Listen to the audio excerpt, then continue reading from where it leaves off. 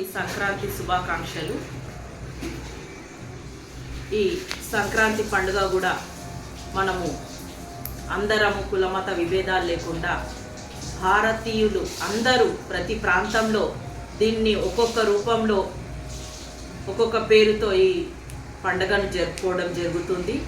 అయితే ఇది 3 రోజుల పండుగ. మొదటి రోజు భోగి, రెండవ రోజు సంక్రాంతి, మూడవ రోజు కనుమ పండుగ జరుపుకోవడం జరుగుతుంది.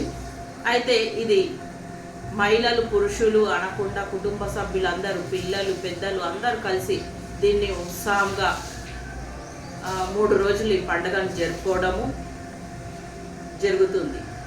అయితే ఈ పండుగలు మనకు ఒక ఐక్యతను, అందరం కలిసి ఐక్యతతో ఒకరితో ఒకరి కలిసిమెలిసి జరుపుకుంటూ మన సాంప్రదాయాలను చాటుకోవడానికి ఇదొక పండుగ అనేది మన యొక్క హిందూ సాంప్రదాయంలో ప్రాముఖ్యతను కల్పిస్తుంది.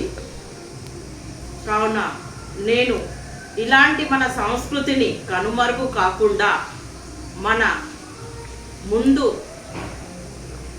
జనరేషన్కి కూడా ఇవి అలవాటు చేసుకుంటూ ప్రతి పండగను మన సాంప్రదాయ పద్ధతిలో వాళ్ళు కూడా అలవాటు చేసుకుంటూ దీన్ని కనుమరుగు కాకుండా కాపాడాలని నేను మరొకసారి అందరితో విజ్ఞప్తి చేస్తూ మరొకసారి అందరికీ సంక్రాంతి శుభాకాంక్షలు.